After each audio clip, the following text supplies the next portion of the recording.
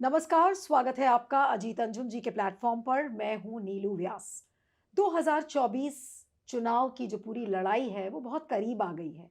और अगर आप जो हालात देखें, जिस तरीके का नैरेटिव बन रहा है, उससे ऐसा लगता है फिलहाल कि मोदी जी का पलड़ा भारी है और विपक्ष कहीं ना कहीं हल्का पड़ता जा रहा है। लेकिन बहुत सारी चीजें मोदी जी के खिलाफ में भी जाती हैं, जैसे कि माइनॉरिटीज के खिलाफ जो वो करते हैं। विपक्ष के पीछे जितनी भी एनफोर्समेंट एजेंसीज हैं उनको पीछे लगा दिया है, विपक्ष को डराया जाता है, धमकाया जाता है। तो क्या ये एक इवन प्लेइंग फील्ड है? क्या ये बराबरी की लड़ाई है, या फिर मोदी जी अपनी ताकत से, अपने सत्ता से किसी भी दम पर ये चुनाव लड़ने की स्थिति में दिख रहे हैं? आज हमारे साथ पूर्व राज्यपाल सत्यपाल मलिक जी मौजूद हैं और हमारे साथ। Thank you so so much for joining. Satyapal ji को अक्सर आप सुनते रहते हैं और मोदी सरकार की नीतियों के घोर आलोचक भी हैं। सत्यपाल जी, आपका बहुत बहुत स्वागत है सर। जी, सर, मैं आज विपक्ष से शुरू करना चाहती हूँ कि विपक्ष कहीं ना कहीं बहुत कमजोर नजर आ रहा है। आप देखिए कि ममता बनर्जी का कल एक बयान आया कि कांग्रेस 40 सीटों से ज्यादा जीत नहीं सकती है, तो वो कहीं ना कहीं अलग हो गई हैं। उधर आप अगर आप देखें तो आम आदमी पार्टी पंजाब में भी एक अकेली लड़ाई लड़ती हुई नजर आ रही है। तो जो पूरा एक ख्वाब बुना गया था कि इंडिया अलायंस मिलकर एक चुनाव लड़ेगा, वो स्थिति अभी कहीं ना कहीं डगमगा गई है। वो हुई है लेकिन उससे कोई ज़्यादा फर्क नहीं पड़ता। मैंने तो देखा है जब जब देश में तब्दीली हुई है वो पार्टियों के करने से नहीं हुई। उसमें जनता खड़ी हो जाती है, सड़क पे आ जाती है और सरकारें बदल जाती हैं। वो स्थिति आज भी है। अपोजिशन ज़रूर आलसी है, अब अपना काम नहीं कर रहा है। जिन सवालों पे उसको लड़ना चाहिए नहीं लड़ रहा है। जैसे मैंने पुलवामा का इश्यू उनको दिया था, उसको पिकअप ही नहीं किया उन्होंने।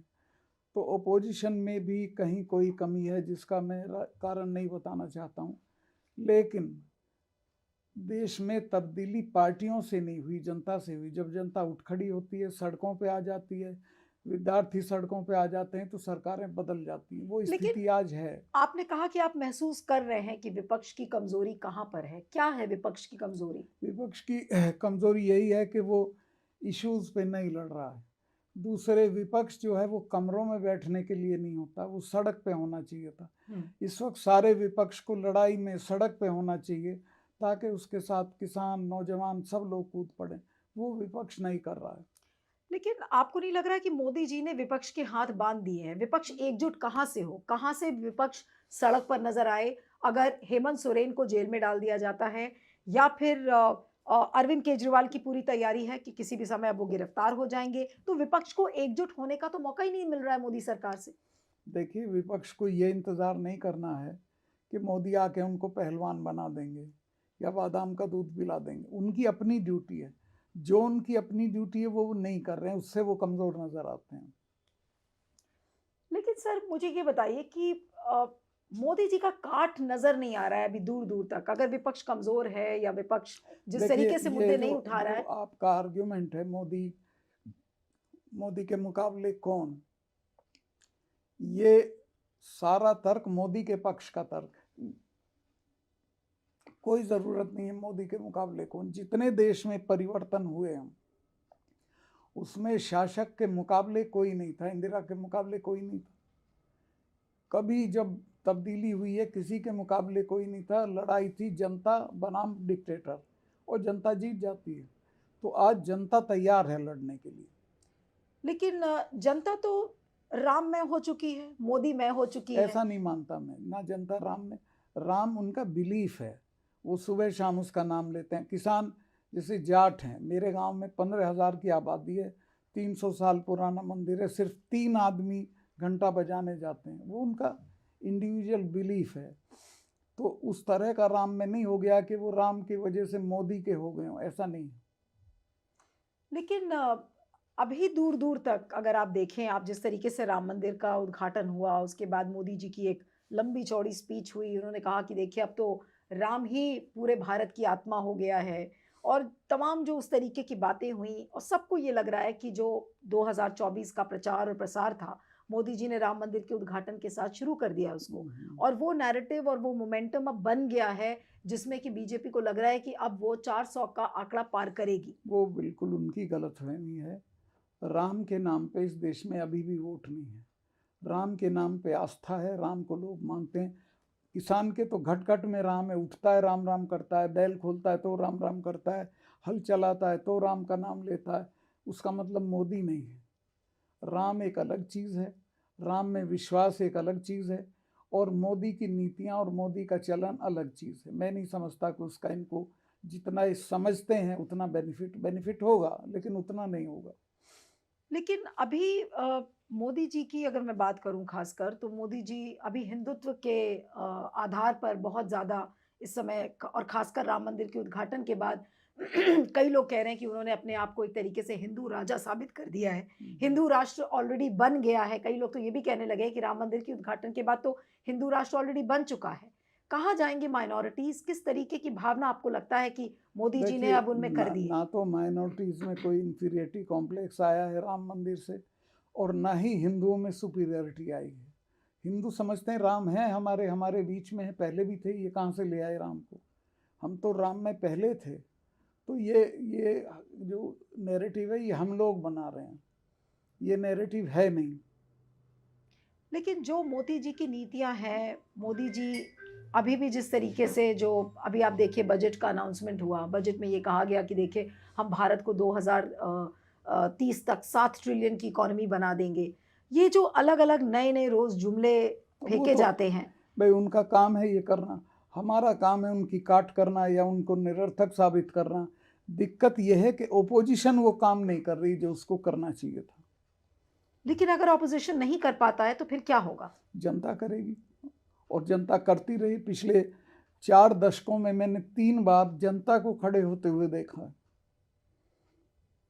अभी आपने देखा था कि झारखंड में जिस तरीके से, झारखंड के पहले, बल्कि मैं बिहार की आपसे बात करना चाहती हूँ कि नीतीश कुमार का जो पूरा रोल रहा है, पहले इंडिया गठबंधन के वो एक तरीके से सूत्रधार बने, सूत्रधार बनने के बाद वो ऐसे बड़े पलटी राम बन गए कि क्या कहेंगे नीतीश कुमार के बारे में? मैं नहीं कहूँगा, चूँकि वो मेरे जूनियर रहे लोक दल में और साथी हैं, पर मैं उन पर व्यक्तिगत कमेंट नहीं करूँगा।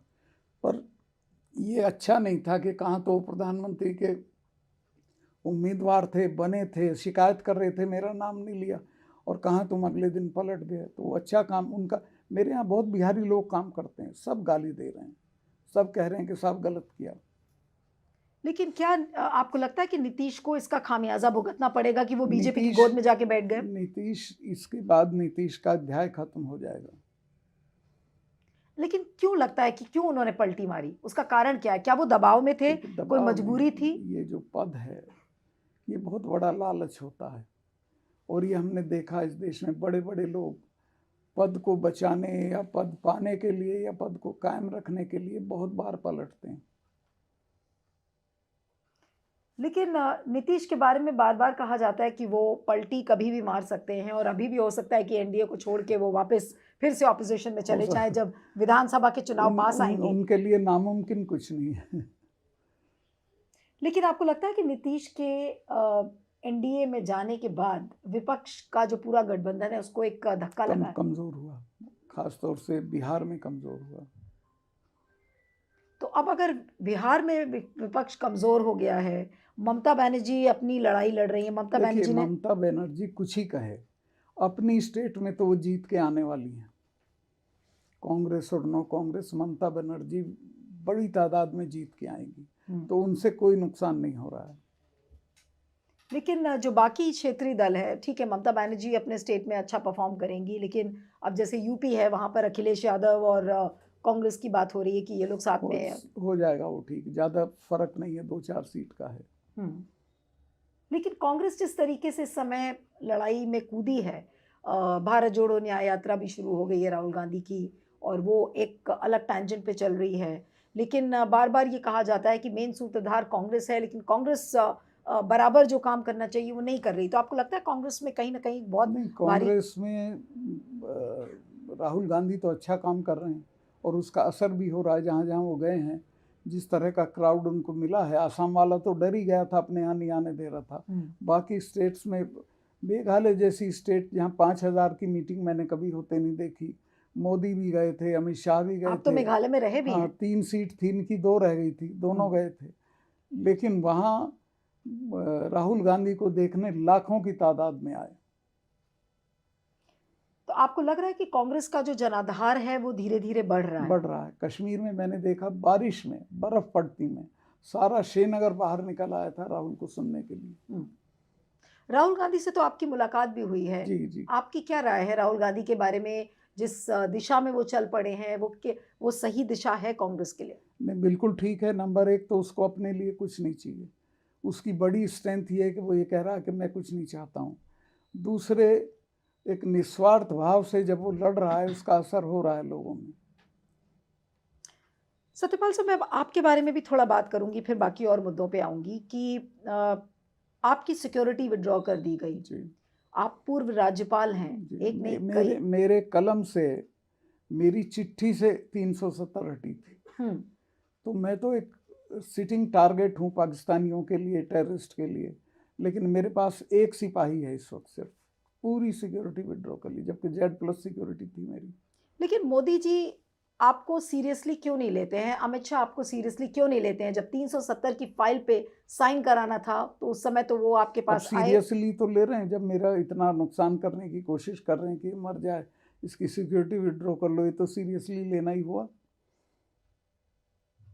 नहीं, सीरियसली कहाँ अमित नहीं ले शाह रहे एक हैं। कार्यक्रम में थे, जब उनसे पूछा गया आपके बारे में, तो पुलवामा वाले इंसिडेंट पर जो आपने कमेंट किया था, तो उन्होंने कहा कि जब तक वो राज्यपाल थे, तब तक तो उन्होंने कहा नहीं ये बात। अब वो अपनी, मैंने कहा उनको अपनी याददाश्त खुरचनी चाहिए। मैं तो सेम डे 1 घंटे के बाद बोला था पुलवामा है की घटना घटने के, और मैं तब गवर्नर था, तभी बोला था। मुझे प्राइम मिनिस्टर ने कहा कि आप चुप रहिए, मैं तो बोला था। लेकिन आपको मोदी जी ने उस समय क्यों चुप कराया था? चुप इसलिए कराया था कि उन्होंने अगले ही दिन से पुलवामा को पॉलिटिकली यूज़ करना शुरू कर दिया अपने हक में। क्योंकि मैंने ये कहा था कि हमारी गलती से हुआ, और जो हुआ भी था। उन्होंने 5 एयरक्राफ्ट मांगे थे और होम मिनिस्ट्री ने नहीं दिए। तो वो सारी बात खुलती, कुछ लोगों के सर लुढ़कते, तो उन्होंने कहा कि नहीं चुप रहिए। मैं समझा ये कोई जांच करेंगे, आज तक कोई जांच नहीं की। अगले दिन से बोलना शुरू कर दिया कि जब वोट देने जाओ तो पुलवामा की शहादत को याद रखिएगा। लेकिन मोदी जी की ये जो प्रवृत्ति है कि हर चीज़ को एक राजनीतिक कार्यक्रम में बदल देना, चाहे वो पुलवामा हो, आप खुद ये कह रहे हैं कि पुलवामा जब हुआ उसके ठीक अगले दिन उनको पॉलिटिकली इस चीज़ को भुनाना था। राम मंदिर का उद्घाटन हुआ, उसको भी उन्होंने राजनीतिक पर्पस के लिए पूरा भुना लिया। अब इसको आप कैसे रोक सकते हैं? और अगर नहीं, मंशा यही है। नहीं रोक सकते। इसकी तो काट हमारे कार्यक्रमों में होनी चाहिए। मोदी जी तो किसी भी चीज़ का तो इतना बढ़िया इवेंट मैनेजमेंट करते हैं जितना कोई नहीं करता। हमको भी करना चाहिए। मोदी जी मुर्दों पे बैठ के रोटी खाते हैं। वो हर बुरे से बुरी घटना को अपने पक्ष में इस्तेमाल करते हैं। लेकिन मोदी जी के इस कैरेक्टर पे आप क्या कहेंगे सत्यपाल साहब? अ, बहुत सीरियस आपने ये लाइन बोली है कि मोदी जी मुर्दों पर बैठकर रोटी खाते हैं, और ये चीज़ सबको दिख रही है, लेकिन कोई कुछ बोल नहीं पा रहा है, कोई कुछ कर नहीं पा रहा है। अब वो अपने अपने कर्तव्य हैं, लोग नहीं कर रहे हैं, हम तो कर रहे हैं, हम तो करेंगे। और जनता उसका नोटिस ले रही है, मेरा ऐसा अंदाज है। नहीं, लेकिन अब ये 3 राज्यों के जो चुनाव हुए, उसमें कहाँ जनता ने नोटिस लिया? वहाँ तो झोली भर-भर के लोगों ने बीजेपी को वोट दिया।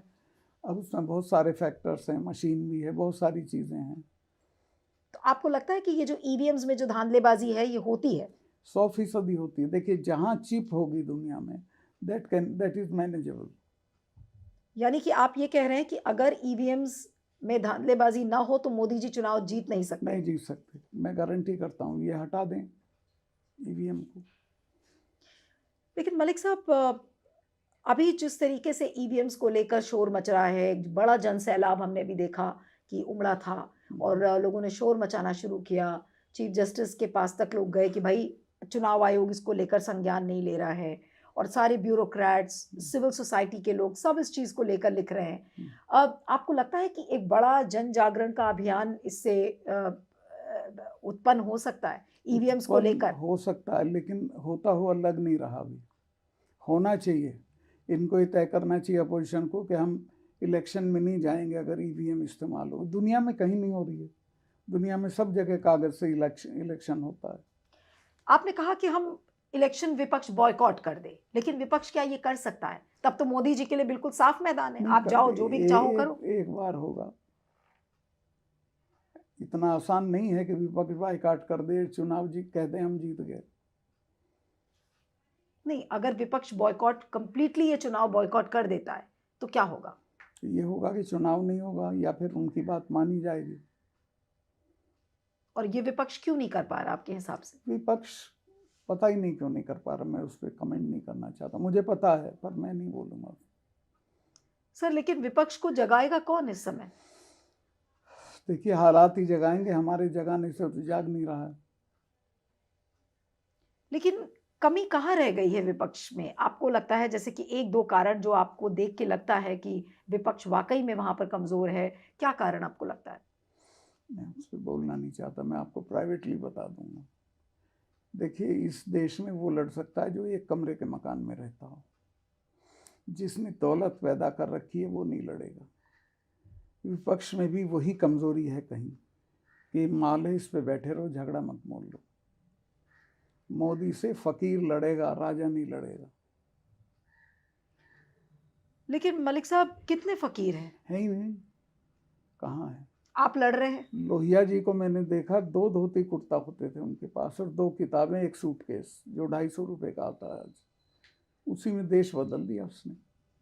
आपको लाखों लोग सुनते हैं, आप क्यों नहीं चुनाव में कूद रहे हैं? चुनाव लड़िए आप भी। नहीं, मुझे ऑफर हुआ 2-3 जगह से पार्लियामेंट लड़ने का, लेकिन अब मेरे पोते की एक तो बहुत रुपया चाहिए, दैट काइंड ऑफ मनी मेरे लिए अवेलेबल नहीं है।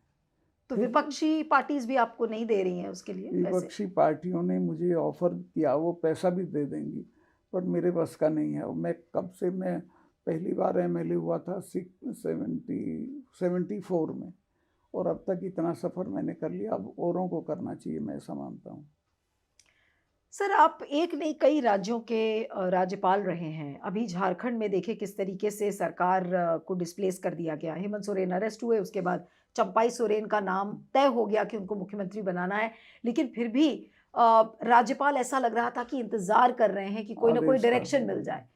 ऐसा होता है कि ऐसा होता है, मैंने नहीं माना कभी इनकी डायरेक्शन, लेकिन आपको आदेश देते थे मोदी जी? आदेश मोदी ने नहीं दिया, पर इशारतन उनका आदेश होता था, ये कर लो वो कर लो, मैं मानता ही नहीं था।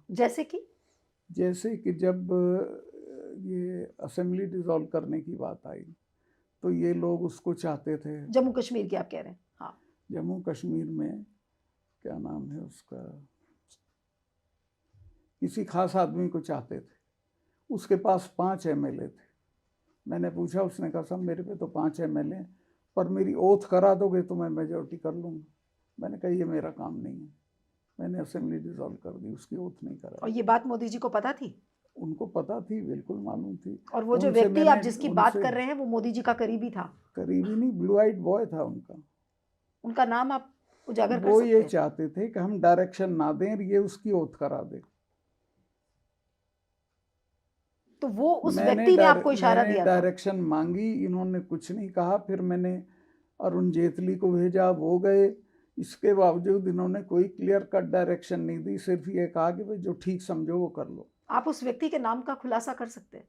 नहीं, वो ठीक नहीं है, लेकिन आप ये कह रहे हैं कि मोदी जी का वो ब्लू आइड बॉय था, उसके पास केवल 5 एमएलएस का समर्थन था, वो चाहता था कि आप उसकी ओथ करा दें और फिर वो मेजॉरिटी हॉर्स ट्रेडिंग कर दे। मैंने नहीं किया, असेंबली खत्म कर दी मैंने। यानी कि आप ये कह रहे हैं कि ये जो खरीद फरोख्त है, हॉर्स ट्रेडिंग है, ये मोदी जी की सरकार का ये काम करने का बिल्कुल एक तरीका है? ये मैं नहीं कहना चाहता, लोगों को समझना चाहिए। नहीं, लेकिन सर कई राज्यों में इस तरीके का देखा गया है। हो रहा है। लेकिन ये तो एक पैटर्न बन गया है ना सर, हर जगह तोड़ो सरकार, गिराओ। ये तो पूरे देश की राजनीति का एक सिंपल सबक हो गया है। और राज्यपाल उसमें मोहरा बन गए हैं। राज्यपाल तैयार रहते हैं इस्तेमाल होने के लिए। लेकिन कोई राज्यपाल मुंह क्यों नहीं खोल पाता है मोदी जी के खिलाफ? आराम से रह रहे हैं, राज्यपाल के कितने मजे हैं आपको क्या पता, आप तो आई नहीं कभी राजभवन में। मैं तो रहा 6 जगह। ये गई थी हमारी बेटी, इसको पता है क्यों उस आराम की लाइफ में कोई क्यों ठोकर मारेगा। आपको कभी रिग्रेट होता है, पछतावा होता है कि राजभवन हमने छोड़ दिया अपने बेबाकी की वजह से? मैं तो वो तो छूटना ही था, लेकिन मुझे कभी कोई पछतावा नहीं होता। मैं हर वक्त तैयार रहता हूँ छोड़ने। किसानों वाले पे भी जब मैं प्रधानमंत्री से मिलने गया, मैं 10 दिन सोचा। मुझे इशारतन कहा गया कि उपराष्ट्रपति हो जाओगे। मैं कहा यार कुछ नहीं, अपने लोग बॉर्डर पे पड़े हैं, मैं यहाँ राजभवन में रह रहा हूँ, लानत है, मैं जाऊँगा। इस्तीफा जेब में लेके आपको गया। उपराष्ट्रपति का ऑफर दिया था क्या और कभी? किसी ने ऑफर में किसका नाम लूँ, भाई इशारतन कही जाती हैं चीज़ें। तुम तो उपराष्ट्रपति बनने वाले हो यार, तुम क्या कर रहे हो बखेड़ा। लेकिन मैंने कहा मेरे लोग बॉर्डर पे भूखे प्यासे पड़े रहें और मैं आराम से रहूं, ये मेरे बस का नहीं है। मैं इस्तीफा जेब में रख के गया और मैंने एक मंत्री है उनसे कहा कि मैं आज इस्तीफा देने जा रहा हूँ। उन्होंने कहा ना खुद मत देना, मांगे तो दे देना। तो मैं गया और मैंने इनसे कहा कि साहब ऐसे ऐसे इन लोगों से आप बात कर लो। तो उन्होंने कहा नहीं यार चले जाएंगे ये। फिर मैंने कहा कुछ नहीं, ये बिना बातचीत के चले जाएंगे। तब मैंने थोड़ा तल्ख हुआ और मैंने कहा साहब इनको जानते नहीं हो, ये तब जाएंगे जब आप चले जाओ। फिर मैंने सिखों का बताया। मैं कहा सिखों के गुरु ने अपने 4 साहबजादे कटवा दिए थे, समझौता नहीं किया था। और ये जाट, ये तो अकबर की कबर उखाड़ लाए थे फतेहपुर सीकरी से। इन लोगों से लड़ा नहीं जाता, बातचीत की जाती, बातचीत कर लीजिए।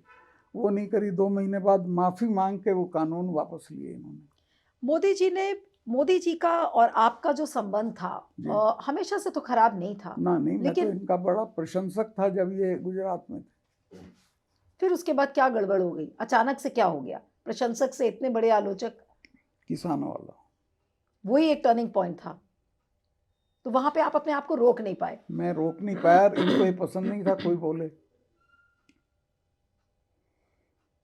इन्होंने मेरे से पूछा तुम्हें क्या हो गया। मैं कहा देखिए ऐसा है, मैं किसान राजनीति से आया हूँ। चरण सिंह के साथ मैंने काम किया है। चरण सिंह ये कहते थे कि जब अपने वर्गों का सवाल आए तो जो चाहो वो छोड़ दो, पर उसको सवाल को मत छोड़ो। तो मेरी ये मजबूरी है। इन्होंने उस वक्त नोटिस नहीं लिया उसका। 2 महीने बाद लिया, माफ़ी मांग के हमसे गलती हुई, हम समझा नहीं पाए या नहीं।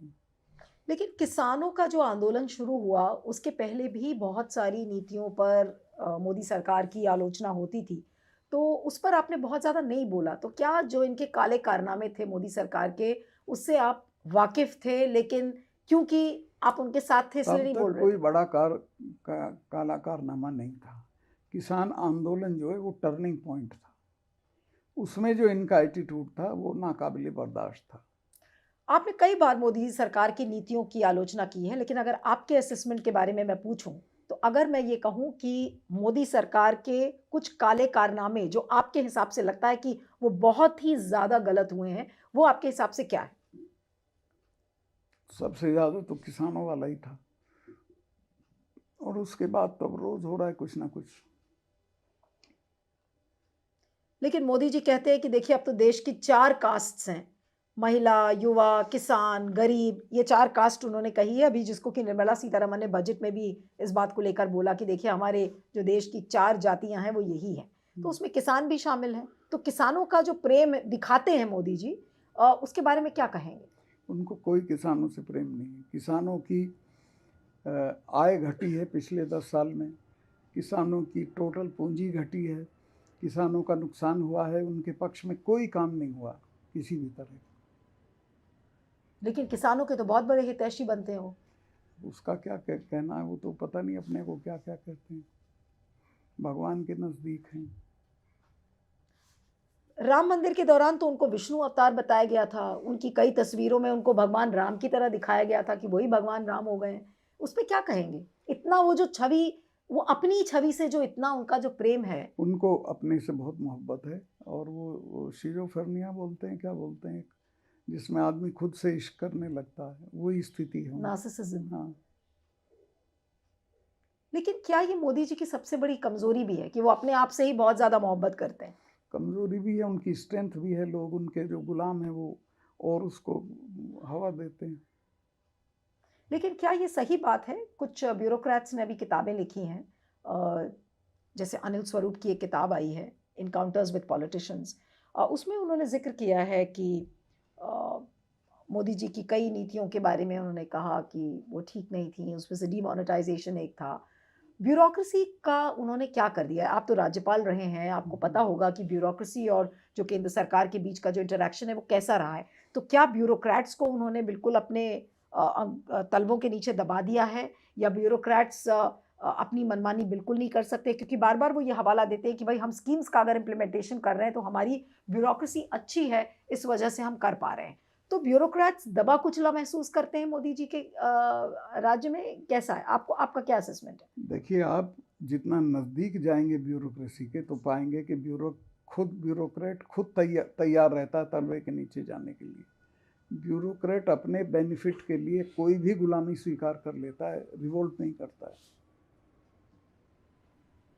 लेकिन मोदी जी का रिवोल्ट, ऐसा लगता है कि कोई भी रिवोल्ट मोदी जी के खिलाफ खड़ा होता है, उस रिवोल्ट को दबा दिया जाता है या दब जाता है। वो तो नेचुरल है, किसी के खिलाफ होगा वो दबाएगा, लेकिन आप दबने के लिए तैयार होंगे तभी तो दबाएगा। आप नहीं दबना चाहेंगे तो नहीं दबा सकते। लेकिन आपकी ज़िंदगी का क्या हश्र किया है मोदी जी ने?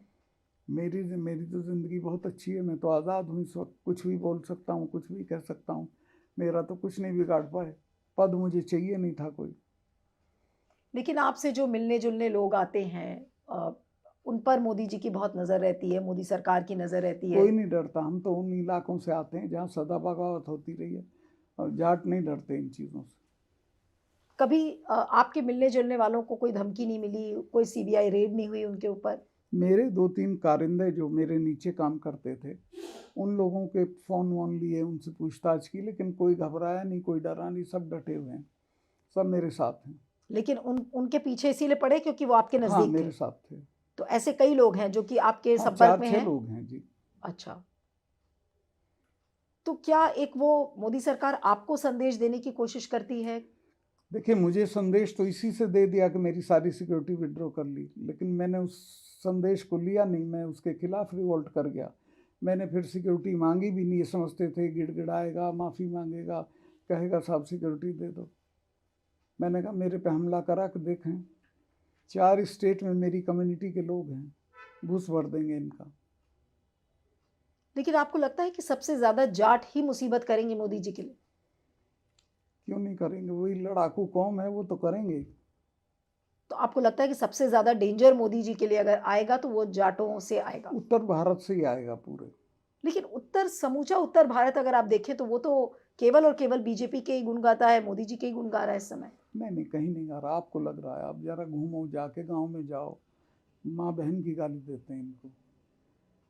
ये क्या है, आपकी जो लेडी है, जो मोदी की फ्रेंड भी कही जाती है, वो स्मृति ईरानी, मुजफ्फरनगर के एक गांव में गई थी, दौड़ा दी गांव वालों ने, गांव के बाहर निकाल दी पत्थर मार मार। मोदी के पक्ष में गई थी 2-3 महीने पहले। ये अभी 2-3 महीने पहले की आप बात अभी बता अभी रहे की हैं। बात है। क्या वो समय आ गया है अब कि मोदी जी के जो मंत्री हैं उनके लिए वाक़ई में जनता के बीच अब रोष शुरू हो गया है? बहुत गुस्सा है, हेट्रेड है, वो जाते भी नहीं है कहीं गाँव में। तो मोदी, आप कहते हैं कि मोदी जी के मंत्रियों ने जनता के बीच में जाना बंद कर दिया है। करीब करीब। लेकिन वोट पड़ता है तो बीजेपी को ही पड़ता है, लेकिन रोष जनता में दिखता है। ये जो विरोधाभास है दोनों के बीच का, उसका देखिए, कारण वोट क्या तो है? अभी आएगा, कह नहीं सकते क्या होगा वोट का, लेकिन लोगों में नाराज़गी है, गुस्सा है, एंगर है हर तरह का, और ये इच्छा है उनकी कि इनको हटाएं। लेकिन सर, जब भी ये इच्छा की बात आती है, मैंने बहुत सारे लोगों को ये सुना है कि भाई देखिए मोदी जी का अल्टरनेटिव कौन है? मोदी जी से लोकप्रिय, मोदी जी से डायनामिक, इस तरीके की बातें लोग करते हैं कि भाई मोदी जी का अल्टरनेटिव कोई नहीं है, तो लोग थक मार के बीजेपी को ही वोट करेंगे और मोदी जी आएंगे। देखिए, ऐसा पहले भी हुआ है, एक ज़माना था कि इंदिरा गांधी का कोई अल्टरनेटिव नहीं दिखता था, और जब वोट पड़ा तो इंदिरा गांधी का पता नहीं चला, खुद भी हार गई, बेटा भी हार गया। तो ये एक बनाया हुआ परसेप्शन है कि मोदी की पलट कौन है। मोदी के मंत्रिमंडल में पलट है, गडकरी मोदी से 100 गुना बेहतर है। आपको और कौन लगता है कि जो मोदी जी से ज़्यादा बेहतर प्राइम मिनिस्टर हो सकता है बीजेपी में? Gadkari is the best. लेकिन गडकरी जी को तो किनारे कर दिया गया है। किनारे करने से होता नहीं ना, Gadkari is very much there he, वो पब्लिक परसेप्शन में भी हैं, लोग उनके बारे में बात भी करते हैं, संघ में भी उनकी पकड़ है, और मैं बता रहा हूँ ये हटेंगे। अगर ये मुझे एक मिनिस्टर ने कहा कि सतपाल भाई इनको 200 पे ले आओ, हम ही हटा देंगे, ये जब हटेंगे। आप कह रहे केंद्रीय मंत्री ने कहा? केंद्रीय मंत्री ने कहा। और किस प्रोफाइल का वो मंत्री था? Hi fi? हाई प्रोफाइल का। मतलब उसने कहा कि 200 पे ले आओ, हम हटा देंगे। उस वक्त जब ये हटेगा तो गडकरी प्राइम मिनिस्टर बनेंगे। यानी कि आप ये कह रहे हैं कि बीजेपी के अंदर भी एक चर्निंग है, एक Of बेचैनी course, है बेचैनी मोदी जी है, की वजह से। थिंकिंग है, समझदारी है इस तरह की कि यार इसको हटाओ। आप संघ के संपर्क में हैं? संघ में? मैं तो नहीं हूँ। जो संपर्क में है संघ के, उनसे मेरी बातचीत हो जाती है। तो उनका क्या मानना है? संघ में मोदी जी को लेकर किस तरीके की भावना है? संघ में 2 तरह की भावना है। जो फायदा उठा रहे हैं इनका, वो तो इनके पक्ष में है, बाकी लोग इनके विरोध में हैं। सरसंघ चालक इनके पक्ष में नहीं है। राम मंदिर के दिन जिस दिन भाषण हुआ था मोहन भागवत का, तो उस दिन भी मोहन भागवत ने मोदी जी को आईना दिखाने की कोशिश किया था और कहा था कि इस जोश में होश की बात करने वाला मैं ही हूँ और मुझे ही आईना दिखाना चाहिए। और उन्होंने उस दिन कहा कि देखिए समाज में सौहार्दपूर्ण माहौल होना चाहिए और किसी भी विवाद से हमें बचना चाहिए। उन्होंने साथ साथ में ये भी कहा, इशारों इशारों में, बिना नाम लिए, कि सिर्फ अपनी ही चिंता नहीं करनी चाहिए, औरों की भी चिंता करनी चाहिए। मुझे क्योंकि वो भाषण बहुत अच्छे से याद है, हमने उस दिन एक वीडियो भी किया था उनके भाषण का। तो क्या इशारों इशारों में भागवत ने क्या कहा है मोदी से? भागवत इनके खिलाफ है। भागवत ने इन्होंने डिनर के लिए बुलाया था, ही डिक्लाइंड और वो चले गए। उन्होंने कहा मुझे तो जाना है। जिस दिन राम मंदिर का उद्घाटन हुआ था? 2 महीने पहले की अच्छा। बात है। तो मोदी जी अब इसका मतलब कि ये है कि मोदी जी का जो कद है वो कहीं ना कहीं संघ से ज्यादा ऊंचा हो गया, इसका मतलब? नहीं, ऊंचा तो नहीं हो गया, पर संघ पावर है उसके पास। यही पावर आप मेरे ड्राइवर को दे दें, वो भी ऊंचा हो जाएगा संघ से। इस देश में जिसपे ताकत होती है उसके सामने लोग दंडवत हो जाते हैं। लेकिन इस ताकत का अंत आप कहां पर देखते हैं और कौन सा फैक्टर इस ताकत की अंत करेगा? एरोगेंस, जो घमंड है, उसमें लोग इनके खिलाफ रिएक्ट करेंगे और इनको खत्म कर देंगे। कौन सा कोई ऐसा मुद्दा आपको दिखता है जो कि मोदी जी के खिलाफ इस समय जा रहा है? क्या क्या वो फैक्टर हो सकता है? सारे काम मुझे ही करने हैं। जो लोग हैं वो भी तो सोचेंगे क्या चीज़ है इनके खिलाफ जा रही है जो। लेकिन आप तो जनता के बीच में भी जाते हैं, जनता से आपका संपर्क होता है। जनता जब अपने प्रॉब्लम्स आपको बताती है, तो सबसे वो बड़े और जो पेनफुल मुद्दे हैं वो क्या हैं आपके हिसाब से जनता के बीच में? एक तो यह है कि किसानों की कोई पूछ नहीं है, उनके मुद्दों पे कोई चर्चा नहीं हो रही है। बेरोजगारी है, नौजवानों के मुद्दे पे कोई चर्चा नहीं हो रही है। ब्यूरोक्रेसी पे कोई लगाम नहीं, ये सारी चीज़ें हैं। कुछ किसान नेताओं से मेरी भी कुछ दिन पहले बात हो रही थी, उन्होंने कहा कि अब फिर से एक बड़ा आंदोलन किसानों का शुरू हो रहा है। 13 तारीख को आ रहे हैं पंजाब के किसान। 13 फरवरी को? अच्छा, तो वो कितना बड़ा आंदोलन रहेगा? कुछ वैसा ही जैसा हमने पहले से बड़ा हो जाए। अच्छा, तो उसका कारण क्या है सर?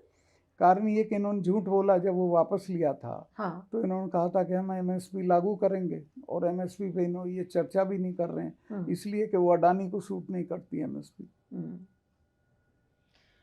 ये जो अदानी का आपने नाम लिया, और अदानी को लेकर अभी तो देखिए सुप्रीम कोर्ट ने एक तरीके से उनको क्लीन चिट भी दे दी है। अदानी, हर सेक्टर में अदानी का नाम है, लेकिन अदानी के खिलाफ जो बोलता है तो उसका काम निपटा दिया जाता है। अदानी और मोदी के रिश्ते पे आपको क्या कहना है, जिस तरीके की खबरें हमने देखी हैं? देखो, आप अगर बेपढ़ी होती, समझदार ना होती तो मैं बताता। सब जानते हैं क्या रिश्ता है, मेरे मुंह से क्यों कहलवाना चाहती हैं आप? सर, अदानी की बात हम कर रहे थे और आपने कहा ये भी कि किसानों का आंदोलन दोबारा शुरू हो रहा है 13 तारीख से। तो क्या ये मंशा बिल्कुल साफ हो गई है मोदी जी की कि कृषि सेक्टर को कंप्लीटली कॉर्पोरेटाइज कर दिया जाए? देखिए, 2 चीज़ें साफ हैं। एक तो ये खेती को ख़त्म करना चाहते हैं ताकि इसको फिर वो उनको ठेके पे दी जा सके खेती। और फौज को तो कर ही दिया। ये जो आया है अग्निवीर, उसके बाद कौन 4 साल के लिए मरने जाएगा? तो ये किसान और फौज, यही 2 ताकत थी इस देश में। इन दोनों को ये रिडंडेंट करना चाहते हैं। ये होंगी नहीं, रिवोल्ट भी यही करेंगी, लेकिन इनकी नीयत ये है। आपने फौज की बात कही कि ये जो अग्निवीर है, इस तरह से किस तरह से फौज का नाश एक तरीके से किया है, और आपने कहा कि इन्हीं में से विरोध के सुर भी निकलेंगे। तो क्या अब वो समय आ गया है कि अग्निवीर स्कीम लागू करने के बाद अब आर्मी के ही लोग अब सरकार के विरुद्ध खड़े हो जाएंगे? हो गए हैं, बहुत जगह हुए हैं। और आप देख लीजिएगा कि अग्निवीर के विरोध में इतना बड़ा आंदोलन हुआ मुजफ्फरनगर में, बुलंदशहर में, अलीगढ़ में। वो तो इन्होंने फिर किसी तरह उसको संभाला, लेकिन उसका बहुत रिएक्शन है। लेकिन गोदी मीडिया अब होता है, और जिसको दिखाना होता है वो दिखाता भी है, लेकिन मेन स्ट्रीम मीडिया उसको नहीं दिखाता है। हमें मीडिया के बारे में भी आपसे बात करनी है कि मीडिया ने जिस तरीके से मोदी जी का महिमा मंडन किया है, उनको भगवान बना दिया, ये कह दिया कि वो बिल्कुल गलती करते ही नहीं हैं। कल एक न्यूयॉर्क टाइम्स में एक लेख छपा है जिसमें कि मीडिया की, गोदी मीडिया की खिल्ली उड़ाई है एक तरीके से न्यूयॉर्क टाइम्स ने, और कहा है कि किस तरीके से महिमा मंडन किया गया, और जो चाइना का इशू है, बेरोजगारी का इशू है, इनकम इनइक्वालिटी की जो इश्यूज हैं वो नहीं उठाता भारतीय मीडिया। उस पर भी तो कुछ बोलिए सर, गोदी मीडिया का जो नहीं पूरा रोल है। देखिए, मैं बता रहा हूँ जो इश्यूज हैं वो तो रेज ही नहीं करता मीडिया। गैर बराबरी का है, बेरोजगारी का है, नौजवानों के इश्यूज हैं, ये अग्निवीर का सवाल है, एमएसपी का सवाल है। इनमें किसी पे भी ये मीडिया नहीं बोलता है। सिर्फ जो मोदी को सूट करती हैं उन बातों को बोलते हैं। लेकिन ऐसा नहीं कि लोग नहीं समझ रहे हैं, लोग समझते हैं। आप देखो, लोग टीवी देखना बंद कर दिया लोगों ने। आप लोगों के जो जाते हैं उसी को देखते हैं। इसी तरह अखबारों की हालत हो गई है। लोग सब समझ रहे हैं, पर वो तानाशाह को नहीं पता चलता आखिर तक। लेकिन आपको लगता है कि अगर ये गोदी मीडिया अपनी आंख खोल ले, हो सकता है उसकी आत्मा जाग जाए, और कब वेव वो बदल जाए, तो फिर मोदी जी फिर बच नहीं सकते अगर गोदी मीडिया। मोदी जी तो अभी भी नहीं बच सकते। अगर मोदी मीडिया अपना सर नीचे करके पैर ऊपर कर ले तब भी नहीं बचेंगे। लेकिन वो अगर समय से सुधर जाएं तो उनकी थोड़ी साख रह जाएगी। आपको लगता है मोदी जी के सुधरने की कोई गुंजाइश है? नहीं, मोदी मीडिया, गोदी मीडिया की आप बात कर रहे हैं? नहीं, लेकिन सर जो मोदी जी को जो बल मिल रहा है गोदी मीडिया का, आपको लगता है कि आज मोदी जी इतने ताकतवर नेता इसीलिए हैं क्योंकि गोदी मीडिया उनके साथ था? ना ना, देखिए, मीडिया से कोई नेता ना बनता है ना बिगड़ता है। वो तो गलतफहमी है लोगों को। वो इसलिए ताकतवर हैं कि जो बाकी लोग हैं सामने वाले, वो अपने स्वार्थ में उतनी दूर तक नहीं लड़ रहे हैं जितना लड़ना चाहिए। लेकिन कोई गुंजाइश भी नहीं लगती है कि कोई कुछ बोलेगा, जिससे भी आप बात करो वो कहेगा क्यों फालतू में पंगा मोल लेना है, आप शांति से बैठ जाओ, आराम की जिंदगी जियो, क्यों सरकार से लड़ना। ये जो एक प्रवृत्ति है लोगों में। और ये नीलू जी, ये टाइम्स मेमोरियल से है, आज ही नहीं। ये लोग आखिरकार हजारों साल इसीलिए गुलाम रहे ना कि इस प्रवृत्ति के लोग थे जो आप बता रही हैं। लेकिन इन्हीं में से खड़े भी हुए, फिर लड़े भी, बदलाव भी किया। तो इसी में से होगा, चिंता ना करें आप। मलिक साहब, अभी राम मंदिर के उद्घाटन में आडवाणी जी को इनवाइट गया था।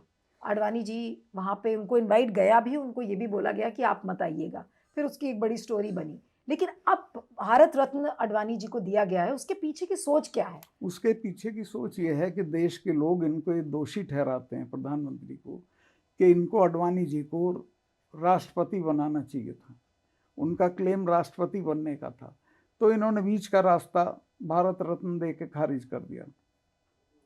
मोदी जी ने आडवाणी जी ने बहुत पहले एक बार ये कहा था कि मोदी जी सबसे बड़े इवेंट मैनेजर हैं, और फिर वही आडवाणी जी थे जिन्होंने सेक्युलरिज्म की भी बात की थी, जिन्ना को कहा था कि वो बहुत सेक्युलर लीडर हैं। अगर इस तरीके की बातें उन्होंने कही हैं जो कि मोदी जी शायद सोच भी नहीं सकते कि वो इस तरीके ये की। भी गलत है लोगों का। आडवाणी जी ने जिन्ना के लिए उनकी मज़ार पे कहा था, और जो कहा था वो सच था। उन्होंने कहा कि एक समय था जब जिन्ना ने ये कहा था। जिन्ना ने ये बात पाकिस्तान की राष्ट्रीय असेंबली में कही थी। जब देश आज़ाद हो गया था तो जिन्ना ने कहा कि अब हम हिंदू मुसलमान की पॉलिटिक्स नहीं करेंगे, सब बराबर हैं, सबको सम्मान देंगे। तो ये क्या गलत कहा था इन्होंने? वो तो दैट वाज ऑन रिकॉर्ड। लेकिन मैं आडवाणी जी के ही मसले पर आना चाहती हूँ कि आडवाणी जी को क्या भारत रत्न देकर एक तरीके से मोदी जी ने अपना पीछा छुड़ा लिया? एग्जैक्टली, निपटाया, एक इशू को निपटा दिया। चलो ये छोड़ो। यानी कि भारत रत्न उनको आउट ऑफ रिस्पेक्ट नहीं दिया है? ना ना, मजबूरी में दिया। क्योंकि चर्चा होती थी कि भाई देखो, इन्होंने इसको बनाया, ये कुछ नहीं था। इसको तो हटा रहे थे बॉम्बे सेशन के वक्त जब दंगे हो गए थे, आडवाणी जी ने बचाया था। तो ये चर्चा तो रोज होती थी, पार्टी में भी होती थी। तो उसने सोचा यार ये डालो, खत्म करो। लेकिन आडवाणी जी के मन में आज किस तरीके का भाव होगा? जाहिर सी बात है कि उनको भारत रत्न मिला है, खुश होंगे। उससे खुश हैं, लेकिन इससे भी इससे नाराज हैं कि उनको जो मिलना चाहिए था वो सम्मान इन्होंने नहीं दिया सिवाय पैर छूने के। लेकिन मीडिया की नज़र में तो एक इशू उन्होंने निपटा दिया। एग्जैक्टली। अब लास्ट के बस 2 सवाल आपसे और करूंगी कि एक सर कर दो की जगह। जी 2024 की जो लड़ाई है, 2024 की लड़ाई, जी। अब बहुत कम समय बचा है, चुनाव की तारीखें बहुत जल्दी घोषित हो जाएंगी। लोगों ने आंकड़ा लगाना शुरू कर दिया है कि इस बार कितनी सीटें बीजेपी को मिलेंगी। आपके हिसाब से बीजेपी की असली चुनौती किस कोने से आने वाली है? देखिए, चुनाव का कुछ पता नहीं होता, लेकिन असली चुनौती उनको आएगी दक्षिण में, तो वो है ही नहीं, उत्तर भारत से आएगी। यानी कि आप कह रहे हैं कि पूरे दक्षिण में बीजेपी साफ कहीं है? थोड़ा बहुत कहीं है नॉमिनल, उत्तर भारत से आएगी। अगर हम उनको यूपी में रिड्यूस कर देते हैं या टोटल उत्तर भारत और सब मिला के उनको 200 पे कर देंगे तो बीजेपी के प्रधानमंत्री नहीं बनेंगे, कोई और बनेगा। लेकिन उसकी गुंजाइश आपको लगती है? 100%। नहीं, बट विपक्ष जिस तरीके से तितरा बितरा इस समय दिख रहा है, विपक्ष की जरूरत नहीं होती उसमें, तो जनता के एटीट्यूड की होती है। जनता का एटीट्यूड है इस तरह का कि वो उनको निपटाना चाहते हैं। लेकिन मोदी जी ने तो ऑलरेडी इंडिकेशंस दे दिए हैं। इस बार की बजट आप देखिए किस कॉन्फिडेंस से निर्मला सीतारमण ने कहा था कि हम तो बाकी चीज़ें लेकर आएंगे जब हम जुलाई में अपना बजट देंगे। तो जिस कॉन्फिडेंस से उनको ये एहसास है कि वो तीसरी बार सरकार बनाने वाले हैं, वो तो खैर किसी के कॉन्फिडेंस को कोई नहीं रोक सकता है। मुझे नहीं लगता कि वो बनाने वाले। बीजेपी की सरकार बन सकती है, लेकिन मोदी जी की बनती हुई मुझे नहीं दिख रही एटलीस्ट। आप ये कह रहे हैं कि बीजेपी की सरकार 2024 में बन सकती है, लेकिन मोदी प्रधानमंत्री नहीं नहीं बनेंगे? बनेंगे। तो मोदी जी क्या अंदर से आपको कॉन्फिडेंट नजर आ रहे हैं इस समय, या बहुत डरे हुए हैं? डरे हुए ना हो तो ये जो गिरफ्तारियां करा रहे हैं, हमारे जैसे आदमी की सिक्योरिटी विड्रॉ कर रहे हैं, ये सब डरे हुए आदमी के काम होते हैं। आपको याद होगा ये पंजाब गए थे, तो वहाँ एक किसानों की कोई जुलूस निकल रहा था, तो इनका रास्ता रुक गया आधे घंटे के लिए। तो ये इतना डर गए, इन्होंने एयरपोर्ट पे आके कहा भाई आज तो मैं मरने से बच के आया हूँ। ये डरपोक आदमी भी है, तो डरे हुए कर रहे हैं। और हर तानाशाह डरपोक होता है। लेकिन आपको लगता है कि मोदी जी वाकई में एक बहुत ही डरपोक राजा हैं? नहीं, मैं इस तरीके से तो नहीं कहना चाहता, लेकिन वो डरपोक हैं। राजा तो नहीं है, राजा कहाँ से आ गए। आपको अगर आज मोदी जी से 2 लाइनों में कुछ कहना हो तो आप क्या कहेंगे उनसे? जी जी। मैं तो यही कहूँगा, साहब समझ जाओ अभी टाइम है। मैं कोई उनका व्यक्तिगत दुश्मन नहीं हूँ, मैं चाहता हूँ वो ठीक से काम करें, दैट्स ऑल। लेकिन अगर हम ऐसे इनडायरेक्टली उनको बोलेंगे तो शायद उनको समझ में ना आए, लेकिन मैं चाहती हूँ कि आप कुछ बोले मोदी जी से, ताकि जब ये इंटरव्यू लोग देखें तो मोदी जी के कानों में भी वो शब्द पड़े। तो आप उनसे क्या कहेंगे एग्जैक्टली? मैं तो उनसे यही कहूँगा कि व्यक्तिगत दुश्मनी मत करो किसी से। जनता के जो सवाल हैं, असल सवाल हैं, उनको एड्रेस करो और देश को सही रास्ते पे ले जाओ। लेकिन वो एड्रेस कर नहीं पाए हैं ना जनता के नहीं सवाल। करेंगे तो I will wish him well. लेकिन विपक्ष को जो जेल में बार बार डाल रहे हैं, अभी इससे कुछ नहीं होगा, इससे कभी कुछ नहीं हुआ है। उससे फर्क नहीं पड़ता है, उल्टा ये चीजें विपक्ष के फेवर में जाएंगी। आप कह रहे हैं ये वो होती हैं जिसको कहते हैं ना, बूमरैंग करती हैं। चलिए, आपका बहुत बहुत शुक्रिया सत्यपाल साहब, थैंक यू सो